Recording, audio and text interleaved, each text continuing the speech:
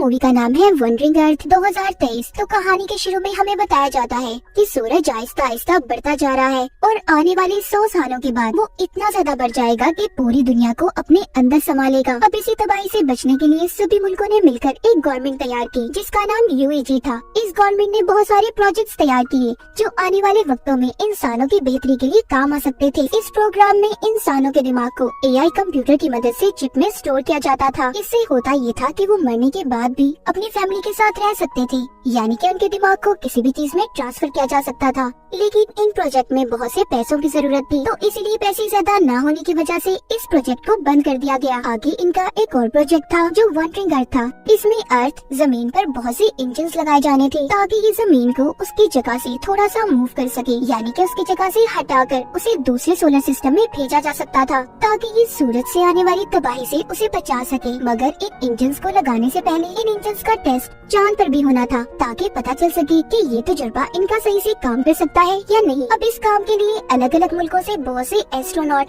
खलाबाजों को चुना गया था। अब हमें एक एस्ट्रोनॉट लियो दिखाया जाता है। यहाँ पर जो AI वाला प्रोजेक्ट था उसके बंद होने की वजह से बहुत से लोगों ने एहतजाज करना शुरू कर दिया था क्योंकि वो इस प्रोजेक्ट को पूरा करने का कह रहे थे। तभी कुछ एहतजाज करने वाले लोग इन एस्ट्रोनॉट पर हमला कर देते हैं। यहाँ पर एक लेडी एस्ट्रोनॉट जिसका नाम हैन था वो इन लोगों का मुकाबला करती है और उन्हें रोक लेती है। इसके बाद सभी एस्ट्रोनॉट्स को एक एलिवेटर की मदद से चांद पर भेजा जाता है। ये एलिवेटर इन सभी को 90,000 मीटर की बुलंदी पर इनके स्टेशन पर पहुंचाने वाली थी। सब उस स्टेशन पर पहुंच जाते हैं जहां पर इनकी ट्रेनिंग शुरू हो गई थी। वक्त गुजरने के साथ साथ इनकी ट्रेनिंग भी पूरी हो जाती है। लियो और हैन इस ट्रेनिंग के दौरान दोनों एक दूसरे को पसंद करने लगे थे। इन दोनों की ट्रेनिंग अब जब पूरी हो गई थी तो हैन अपने साथियों के साथ चांद पर जाने वाली थी और कुछ दिनों के लिए वो अब लियो से भी नहीं मिल सकती थी, इसीलिए लियो उसके लिए वहाँ पर फूल लेकर आता है। लेकिन इससे पहले लियो फूल लेकर एलिवेटर से बाहर निकलता, उसका दरवाजा बंद हो गया था और वो भी इन्हीं के साथ यहीं पर फंस जाता है। वो एलिवेटर अब चांद पर जाने के लिए चलना शुरू हो गई थी। इनके पास कोई और रास्ता नहीं था, इसीलिए हैन जल्दी से लियो को स्पेस सूट पहनने का कहती है ताकि वो इनके साथ जा सके। पर तभी इन्हें पता चलता है कि इनका सारा सिस्टम हैक हो गया है, यानी कि उनके सारे सिस्टम को किसी ने अपने कंट्रोल में कर लिया था और उनकी बेस पर भी ड्रोन से हमले होने लगे थे। साथ ही साथ इनकी एलिवेटर अब दोबारा से जमीन पर जाने वाली थी। तभी इनकी एलिवेटर में एहतजाज करने वाले लोग भी आ गए थे। वो इन पर हमला कर रहे थे। वो सभी की आईडीज यानी कि इनकी शनाख्त को चुराने लगते हैं ताकि वो इनके सिस्टम को पूरी तरह से अपने कंट्रोल में कर लें। वो इनके स्टेशन को तबाह करके पूरी तरह से उस पर कब्जा चाहते थे। उन्होंने बहुत सी जगहों पर बॉम्ब्स लगा दिए थे। लियो और हैन अपने एलिवेटर में उनका मुकाबला करते हैं। अब जो उन्होंने बॉम्ब्स लगाए थे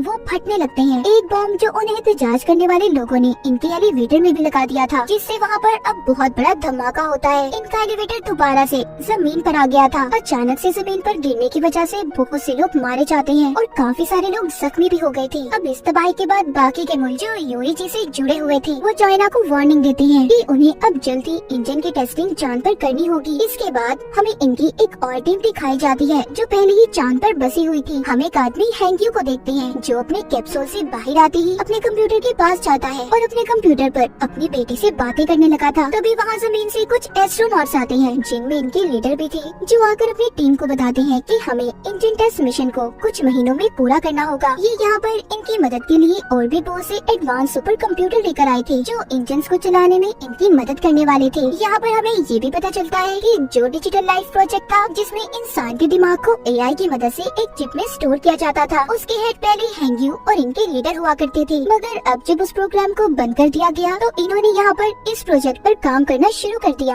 हैंग्यू यहाँ पर अपनी बेटी से बातें करने लगता है। यहीं पर हमें ये पता चलता है कि कुछ सालों पहले हैंग्यू की फैमिली का एक्सीडेंट हो गया था, मगर उसने अपनी बेटी के मरने से पहले उसके दिमाग पर AI वाला पहला तजुर्बा किया। उसके दिमाग को उसने AI की मदद से चिप में स्टोर कर लिया, मगर उसका ये तजुर्बा बस कुछ वक्त के लिए ही था। यहाँ पर जो हैंग्यू के लीडर सुपर कंप्यूटर को लाए थे, हैंग्यू उसकी मदद से अपनी बेटी को दोबारा से AI रिपोर्ट बनाकर जिंदा करना चाहता था, मगर उसके लीडर इस काम के लिए उसे मना कर देते हैं क्योंकि ये काफी खतरनाक था। कुछ दिन गुजरने के बाद चांद पर तूफान आ जाता है, जिस वजह से इनका नया कंप्यूटर बुरी तरह से बर्बाद हो गया था। अब इनके पास इंजन को चलाने का कोई दूसरा रास्ता भी नहीं था, इसलिए अब ये सब अपने पुराने कंप्यूटर्स को इस्तेमाल करने का सोचते हैं। मगर इनकी सारी डिटेल जानकारी हैंक्यू के पास थी, जो इन्हें देने से मना कर देता है। जब लीडर उससे ये कहता है कि उसे इनकी मदद करनी होगी, हैंक्यू अब उनकी मदद करने के लिए तैयार था। मगर वो लीडर से ये कहता है कि आपको मुझसे ये वादा करना होगा कि जो भी नया सुपर कंप्यूटर बनाया जाएगा उसके बारे में सारी डिटेल्स आपको मुझे भी देनी होगी। वो उसकी मदद से अपनी बेटी को एआई यानी रिपोर्ट फॉर्म में वापस लाकर जिंदा करने वाला था। अब लीडर उसकी बात को मान गया था। हैंक्यू पुराने कंप्यूटर्स को ऑन करता है, जिसकी मदद से इंजन स्टार्ट हो गया था, यानी कि इनका जो टेस्ट था उसमें ये लोग कामयाब हो जाते हैं। अब इसी टेस्ट की वजह से चांद अपनी जगह से हट गया था और साथ ही जो जमीन पर इन्होंने इंजन को लगाए थे वो भी ऑन हो जाते हैं, जिससे जमीन भी अब थोड़ी सी अपनी जगह से हट गई थी। ये लोग आहिस्ता आहिस्ता अपने इस प्रोजेक्ट में कामयाब हो रहे थे। जो सूरज की वजह से तबाही होने वाली थी, इनका वो डर भी अब खत्म हो रहा था। सब कुछ ठीक होने के बाद जैसे जैसे वक्त गुजरता है, यूएजी ने और भी बहुत सी प्रोजेक्ट को स्टार्ट किया था, जिसमें इनका एक और प्रोजेक्ट जो अंडर सिटी था, जहाँ पर इन्होंने जमीन के नीचे कुछ शहरों को बनाया था कि अगर जमीन पर कोई तबाही हुई तो बहुत से लोग वहाँ पर जाकर रह सकते हैं। मगर वहाँ का टिकट हर किसी के पास नहीं था। इसके बाद हमें कहानी में हैन और लियो दोबारा दिखाए जाते हैं, जिनकी अब शादी हो गई थी, उनका एक बेटा भी था। पर जब ये लोग मिशन पर गए थे तो उस वजह से हैन को कैंसर हो गया था, इसीलिए उसकी हालत बहुत खराब होती है और वो बहुत जल्दी मरने वाली थी। अब नए सुपर कंप्यूटर्स भी बना दिए गए थे, उनके अंदर बहुत सी एडवांस टेक्नोलॉजी को भी डाला गया था। उन्हीं में से अब एक कंप्यूटर जिसके सामने लियो बैठा था, वो कंप्यूटर उसका इंटरव्यू ले रहा था। यहीं पर हैंक्यू भी उन्हें देख रहा होता है। जब रात होती है तो रात को हैंक्यू अपन कंप्यूटर्स के पास जाता है। जैसा कि हम जानते हैं, वो इन कंप्यूटर की मदद से अपनी बेटी का रोबोट बनाना चाहता था, पर यहाँ तभी इनकी हेड आ जाती है, जो हैंक्यू को ये सब करने से रोक रही थी। मगर इससे पहले हैंक्यू ने बहुत सारे कंप्यूटर के सिस्टम्स को खराब कर दिया था, जिसका नुकसान चांद पर जो इन्होंने इंजन्स लगाए थे उन्हें होता है। वो अब कंप्यूटर के इस गलत सिस्टम पावर से फट गए थे, जिस वजह से चांद अपनी जगह से हट गया था और 7 दिन के अंदर अंदर वो जमीन से टकराने वाला था। इसीलिए चाइना अपने अंडरग्राउंड शहरों को भी खोल देती है ताकि लोगों की जान बच पाए। उधर है लियो से कहती है कि मैं कुछ दिन में ही मरने वाली हूँ, तो इसीलिए तो मेरा अंडरग्राउंड सिटी कार्ड तुम अपने डैड को दे देना, ताकि अगर तुम स्पेस हना में जाओ तो पीछे तुम्हारी डैड हमारी बेटी के साथ सही सलामत रह सके। कुछ दिन के बाद हैन की भी मौत हो जाती है और लियो के डैड उसकी बेटी को लेकर अंडरग्राउंड शहर में चले गए थे। चाइना भी पूरे शहर में ये खबर फैला देता है कि चांद बहुत जल्दी जमीन से टकराने वाला है, मगर साथ ही साथ वो ये भी कहते हैं कि इसका हल भी इन्हीं के पास है। वो स्पेस में जाकर चांद पर बहुत से धमाके करेंगे, जिससे चांद जमीन से थोड़ा दूर हो जाएगा और फिर जमीन पर इंजन को लगाकर उसे चांद से दूर ले जाएंगे। और इस काम में इन्हें गवर्नमेंट की भी मंजूरी दे दी गई थी। लियो भी अब इस मिशन में स्पेस पर चला गया था। वो जाकर स्टेशन पर अपने हेड से मिलता है, जो इसे ट्रेनिंग देने वाले थे। जब लियो की ट्रेनिंग पूरी हो जाती है, ये अब अपनी टीम के साथ स्पेसक्राफ्ट में बैठकर चांद की तरफ निकल गया था।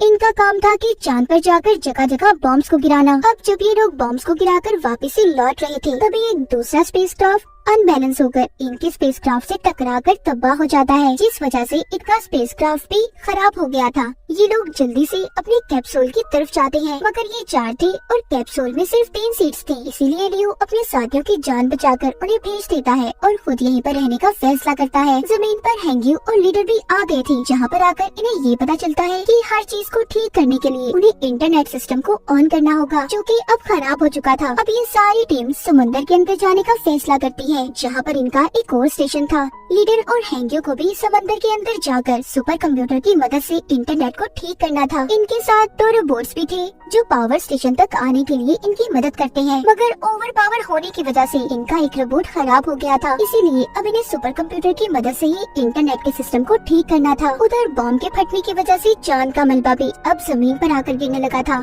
जिसका कुछ हिस्सा समंदर में भी हैंक्यू और लीडर के पास जाकर गिरता है, जिस वजह से अब इनके स्टेशन में भी समंदर का पानी आने लगा था। लीडर पानी में डूबकर मरने वाले थे। हैंक्यू उन्हें बचाने की कोशिश करता है, मगर नहीं बचा पाता। लीडर मरने से पहले हैंक्यू को सुपर कंप्यूटर का खुफिया कोड बता देते हैं, जिससे इंटरनेट को बहाल करके दुनिया को बचाया जा सकता था, जो बताने के बाद लीडर की मौत हो गई थी। उधर दूसरी तरफ गवर्नमेंट भी अपनी कोशिशों में लगी हुई थी। वो इस मुसीबत से बचने के लिए 300 लोगों की टीम स्पेस में भेजने का फैसला करते हैं, जो जाकर चांद पर बॉम्ब गिराने वाले थे। अब ये टीम जाकर स्पेस में लियो इंसानों से मिलती है जो अभी भी स्पेस में ही था। ये लोग इसे कैप्सूल में बिठाकर वापस से अर्थ पर भेजना चाहते थे, मगर लियो जाने से इनकार कर देता है। उधर हैंग्यू अभी भी इंटरनेट सिस्टम को ठीक नहीं कर पा रहा था। वो जानता था कि अगर उसने जल्दी इंटरनेट सिस्टम को ठीक न किया तो चांद जमीन से टकरा जाएगा, जिस वजह से ना ही इंजन ऑन होंगे और ना ही जमीन अपनी जगह बदल पाएगी, यानी कि सब कुछ खत्म होने वाला था। इस मिशन के पूरा होने के लिए सब लोग दुआएं मांग रहे थे। अब जो 300 लोगों की टीम चांद पर गई थी, वो वहाँ पर बड़े बड़े बम से धमाके करते हैं,